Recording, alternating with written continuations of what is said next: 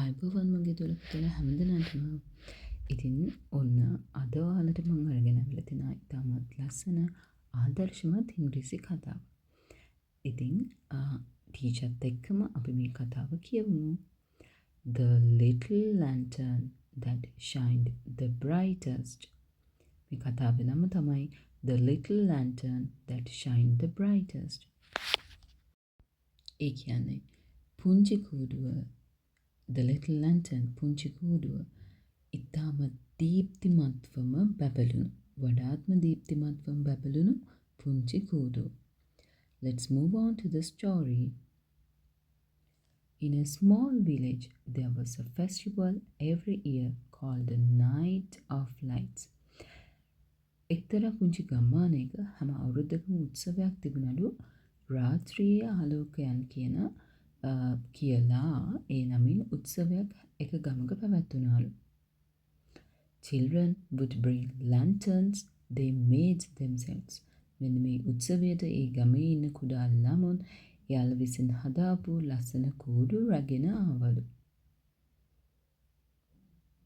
Some lanterns were big, some were fancy, and some sparkled like stars.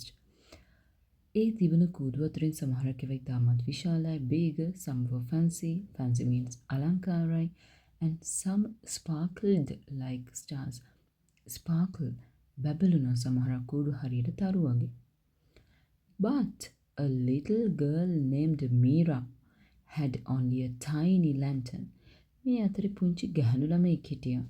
එයාට නම් ඉතාමත් ලොකු කූඩුවක් තිබුණේ නෑ. හරිම පුංචි කූඩුවක් තිබුණේ. It was made from paper and a small candle because her family didn't have much money. ඇයගේ කූඩුව හදලා තිබ්බේ පත්තර වලින්. ඒකම පුංචි ඉටිපන්දමක් දාලා. මොකද ඇයට ලොකු ලස්සන කූඩු හදන්න තරම් ඇයගේ පවුලේ අයට මුදල් තිබුණේ නැහැ. When she looked at the other children's lanterns, she felt shy and sad. When she looked at the other children's lanterns, ඇය අනිත් අයගේ කූඩු දිහා බලනකොට she felt shy, ඇයට ලැජ්ජ හිතුණා, and sad, දුක හිතුණා. That night, as the festival began, a strong wind blew through the village. එදා රාත්‍රියේ උත්සවයේ පටන් ගත් විගස මොකද වුනේ? A strong wind, ඉතාමත් තද සුළඟක් ගම පුරා හැමුවා. One by one, the big lanterns went out. එකින් එක තිබුණු කූඩු ඔක්කොම ගසාගෙන ගියා. The sparkling lanterns tore in the wind. අර දිලිසෙමින් තිබුණු කූඩු ඔක්කොම හුළඟට ඉරුණා. Soon the whole village was dark. ඉතාමත් ඉක්මනින්ම soon මුළු ගමම අන්ධකාරයට බවට පත් වුණා. අඳුරු වුණා. But Mira's little lantern kept glowing.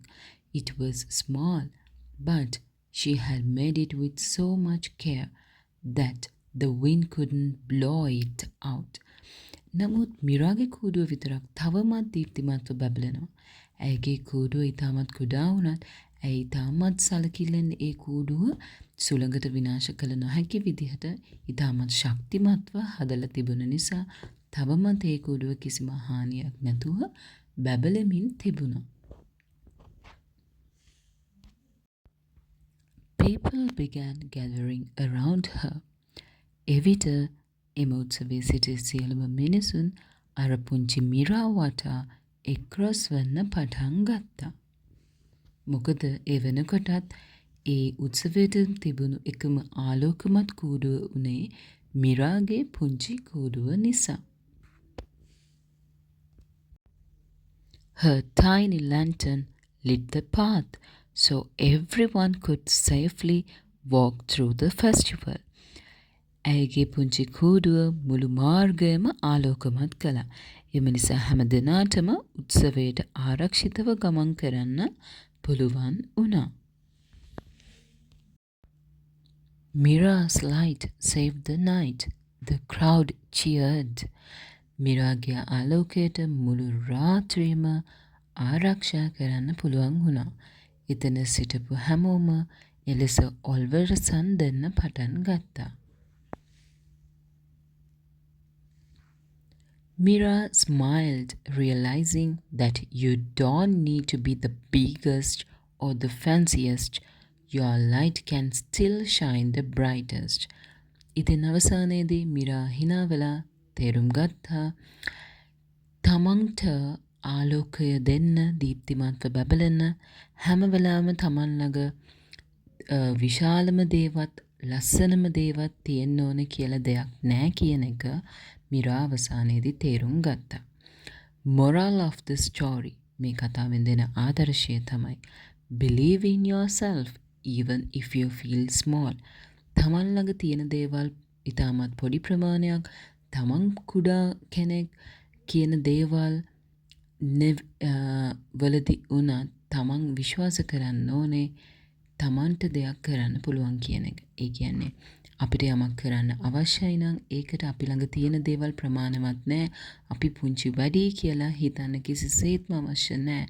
තමන් විශ්වාස කළොත් යමක් කරන්න පුළුවන් කියලා ඒක අනිවාර්යයෙන්ම කරන්න පුළුවන් කියලා පුංචි මීරා අවසානයේදී අපිට එයාගේ කතාවෙන් කියලා දුන්නා. ඉතින් දරුවනේ මම හිතනවා ඔයාලත් මාත් එක්කම මේ ස්ටෝරි එක රීඩ් කරන්න ඇති කියලා ඒකම මේ ආදර්ශමත් කතාවෙන් ඔයාලගේ ජීවිතයටත් ලොකු ආදර්ශයක් ගන්න ඇති කියලා.